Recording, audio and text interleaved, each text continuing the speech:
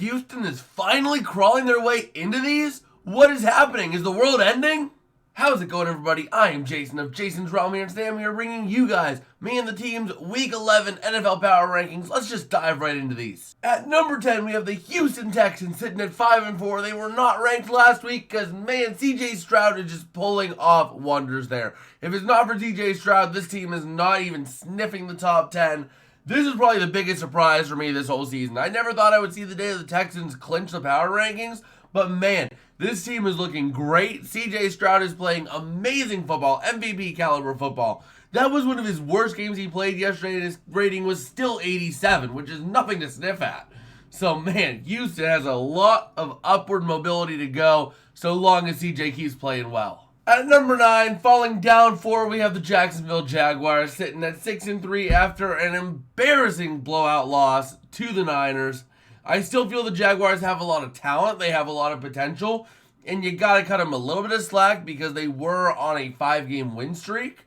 I mean, they were due for a loss. Were they due for a loss that bad? I don't think so, but at the same time, they were due for a loss eventually on a 5-game win streak, and the Niners were on a 3-game skid, so they were due to come back big time at some point. It just was very unfortunate in the way it did for Jacksonville. At number 8, we have the 6-3 Dolphins, who did not play last week, falling down 2, and this is more so a compliment to the other teams above them than it is a knock on the Dolphins, because the Dolphins still have talent. I just feel that the other teams below them played well enough to jump them for this week because of caliber of opponents that they've defeated.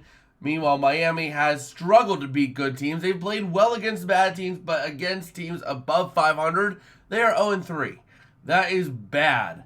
Absolutely awful for Miami. At number 7, we have the Cleveland Browns sitting at 6-3, up 2 spots from last week because of an incredible win over one of the best teams in the league, the Baltimore Ravens. Now, Cleveland could have been higher, but their offense is still a bit daunting for me to really think that they're going to be good. There's a lot to be desired on that offense. They don't really generate a lot of points.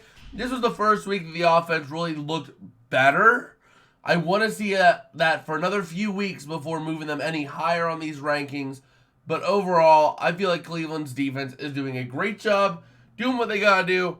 Offensively, they still have something to be desired, but they have potential, and that's what they showed last week against the Ravens. At number 6, we have the 6-3 San Francisco 49ers finally bouncing back after a 3-game skid, and they're looking good. That defense looked amazing with Chase Young and the Bosa.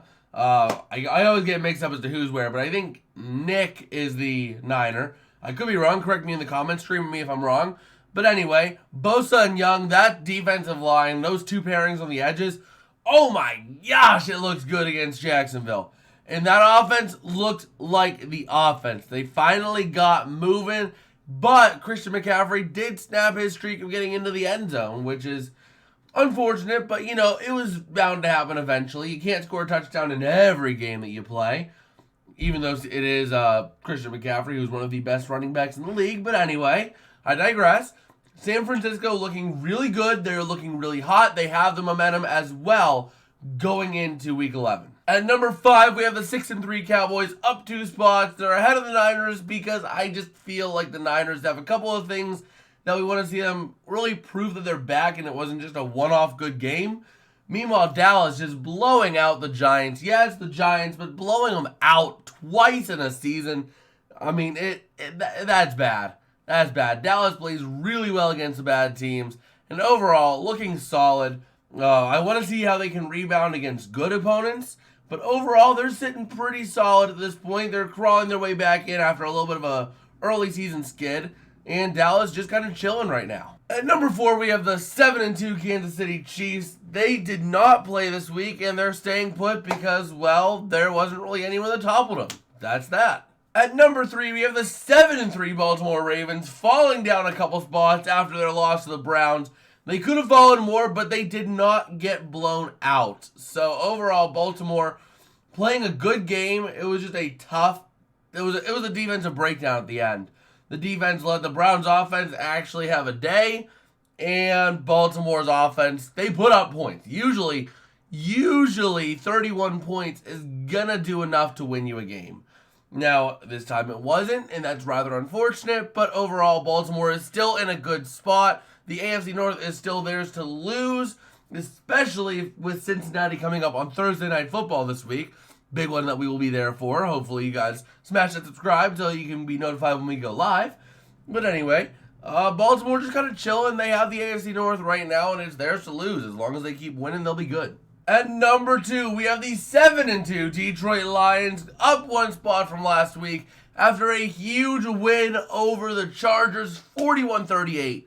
And man, that offense is looking great. I'm a little concerned about the defense because they did let up 38 points, but it's going to happen from time to time. That offense can do enough to really play a game and win a game for you.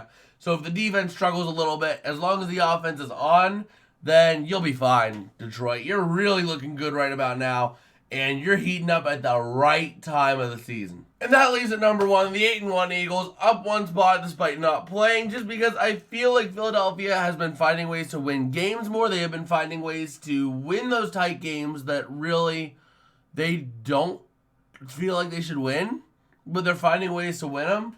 There is the argument to be made that Detroit moves to the number 1 spot, but I want to see Philadelphia. I want to see how Philadelphia comes back after the bye. They didn't play this week, and they're looking all right. They got a big game on Sunday against the Chiefs, and we will see how that all plays out. But overall, Philadelphia finding ways to win games, and yeah, that's just where they're chilling. Well, that's about gonna do it for me today. If you guys did like, don't forget to smash like and subscribe, as it does help me out a whole lot. It tells me that I'm making content that you guys enjoy and want to keep watching. And also, if you haven't already, make sure you check out our Week 10 recap video down here, because, well, that'll tell you how we got to this point. And I guess with that, I will see you guys later. Peace out and have a good one.